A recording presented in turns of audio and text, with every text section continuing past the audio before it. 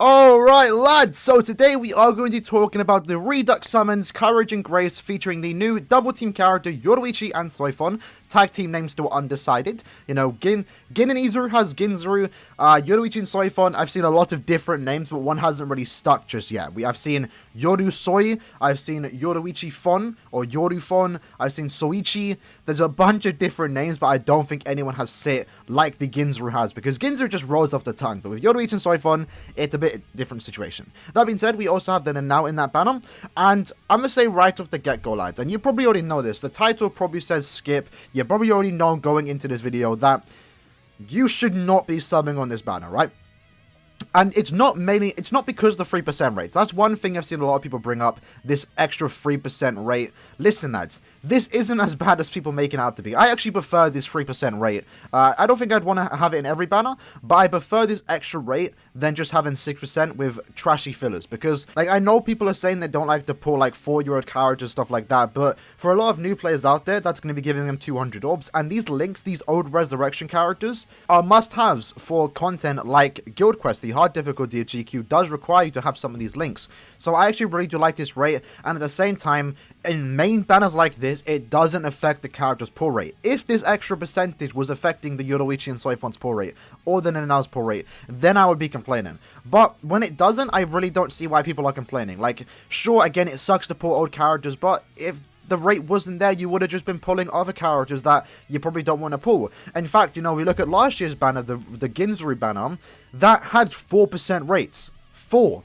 Right? You know, the extra percentage happened then, it would have had 6% with 2% probably extra filler, but it's really not that big of a deal, especially when it doesn't affect the main character's rates. In fact, it does, and it makes the rates actually higher. If you go to the guaranteed steps, which again, I don't recommend anyone doing, you actually have an increased chance of putting the Yoruichi and Soifon or the Nanao over normal banners because there are less fillers, right? You're guaranteed one of these 6 characters, so you have a 2 in 6 chance of getting a banner character. That's quite high, you know, compared to other banners where it used to be, you know, 3 in 12.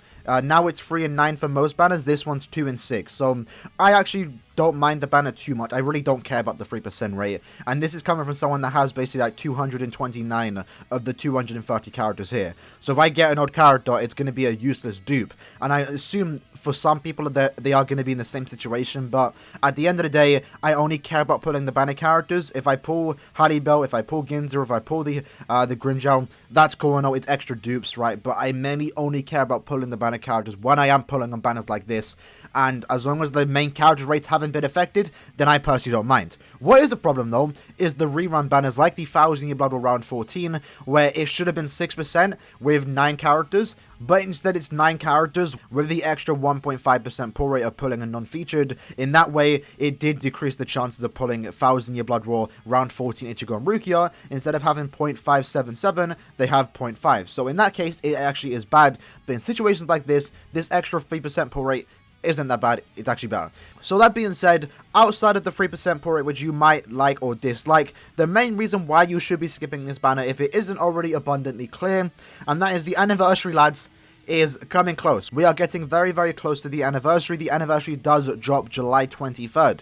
So after this banner, guess how many banners we have left? 3.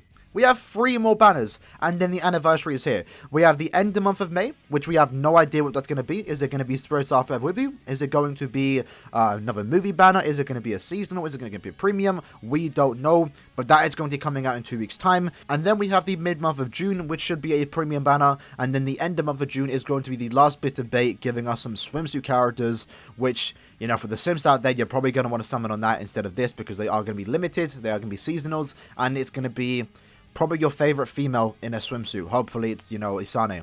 But after that, we have no banner until July 23rd, and that's going to be the first round of the anniversary. And then a week after that, we have the round 2 of the anniversary, probably featuring 1000 Year Blood War characters, or the first ever Spirits Are Forever With You banner.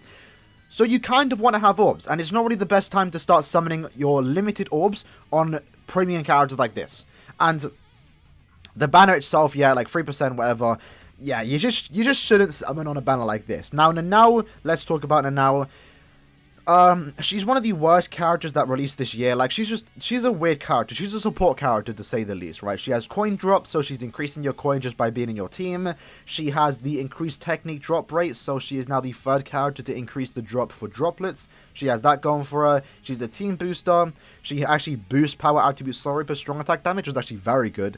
And then she has a shield on her special. So she isn't someone that, like, you're gonna use daily unless you are a massive Nanao fan, but she's a character that you kind of want to have in your team because she's doing a lot of things. Like, she's a kind of a bad character, but then she's someone good too because, like, she's doing a lot. She's boosting your team. She can shield your team. She's increasing the coin drop rate. If you are a power attribute sorry bomb, she's increasing your strong attack damage, and she's also increasing the technique droplet potion. So she's actually doing a lot for being in your team if you are in co-op or even single player. So I don't think she's a bad character to have, but I think she's a bad character to use, if that kind of makes sense. Getting her isn't going to be a bad thing. You're probably always going to have her in your team if you are rocking a power attribute sorry bomb, just to increase your damage, just to get those extra bit of drops. And if you are farming droplets, of course you want to have her there. So she's not necessarily a bad character per se, but she's just a weird one. She's probably someone that you're not going to use, but someone you're going to want to have in your team, if that kind of makes sense. So she's alright, right? Her strong attacks, if you care about that. Her Nad string, and I saw this actually mentioned, is probably one of the best things about her kit.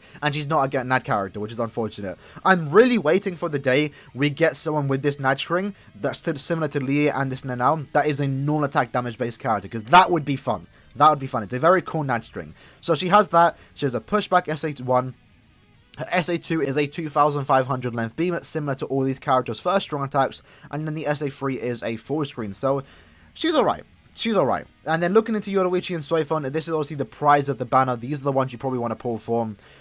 Really cool character. Gameplay wise, they look very fun. Animations look really cool. Special, amazing. 2 killers, hollow and no affiliation. Damage inflicted at full stamina. They have also a 20% berserker, guard break, sprinter +1, and the built-in 12% recharge. Like, they are, for a premium character as a mid-month, they are very good. One of the best mid-month characters that we have received in a long time. Very, very cool. They are also a double team character, so if you're a Yoruichi fan, you can use her. If you're a Soifon fan, you can use her. And at the same time, they are the first character to come with a combo skill, where in this case, it increases the CPU damage for the side character when you're not using them by up to 80%. So we don't know how significant this is going to be, but it's there. It's better to have it and not need it if you are a double team character. So I actually really do like the way they designed this character. In addition to that, the SA1 2500 length beam, basically the best SA1 you can get. SA2 is a vortex, a sucking one, and then pushes them. This is something that I think people dislike the most about their strong attacks, but at the same time, it just works well with the character, because as you can see, you want to build up your combo, so having a vortex just makes sense, and I actually prefer this character having a vortex instead of having the generic but good 800 SA2. So I actually really do like the way they designed this character, and then their strong attack 3 is actually a full screen, so really good character, and this is someone that I'm actually going to use if I do pull. So going back to the banner again, skip the banner, but if you are someone that you don't really care about the anniversary, or even if you do pull a banner like this, you will still have time to save for the anniversary if you are set on skipping the end of month of May, the end of month of June, and the mid month of June. What I do recommend pulling on is the individual banners, because the rates are just better there, right? I don't think there are many people out there that want both Nanao and Yoruichi and Soifon. I think majority of the people out there either want none of them or just want one of them. So if you only care about Nanao, you're a massive Nanao simp, shout out to you if you are, then pull on her individual. That's the best way to get it, because the rate for her is going to be 1%. That means if you end up doing 10 steps, you're very likely to get the character. In this case, we did end up walking away with 3 Nanaos in basically 10 steps. It was actually very, very good. In addition to that, Ikaku's an amazing character, and so is Nemu. So very good individual banners, I must say. Same goes for Yoruichi and Soifon. You do 10 steps, and we just got 3 Yoruichi and Soifons. Like, I don't think that's going to happen for everyone, but, like, the chances are there. Like, how many steps do we have to do to actually pull them? So, we got them on step 7, step 8, and then step 10. So, again, if you are pulling for them, and I might actually do that, I might actually pull on Yoruichi and Soifon's individual banner, because I kind of do want them, and I do have the orbs to spare. And at the same time, their banners are coming at a very good times for you to decide if you want to pull for them or the end of month of May, which we have no idea what that's going to be. End of month of June is almost guaranteed to be swimsuits, so if you know you're going to skip them, you can decide now if you're going to do that. But for May, we have no idea what it's going to be. Is it going to be Spirit Starfive with you? Is it going to be a premium? Is it going to be a movie banner? Is it going to be a new seasonal banner? We don't know. So I would actually recommend summoning on the individuals and saving your orbs until the end of month banner is announced, because at that point, then you can make the decision if you should pull on that or them. As you can see here, her banner drops on the 27th, so 24 hours after this banner comes out, we'll have the end of month announcement. So you can decide then if you want to pull for Nanao or if you want to pull for the end of month banner. And then for Yoruichi and Soifon, they come out after the end of month banner, so you can decide then if you want to pull for them or if you want to pull for the end of month banner. And also in Yoruichi and Soifon's case, you actually have access to the Senkaimon orbs for June, so you can get some extra summons in if you actually really do want them.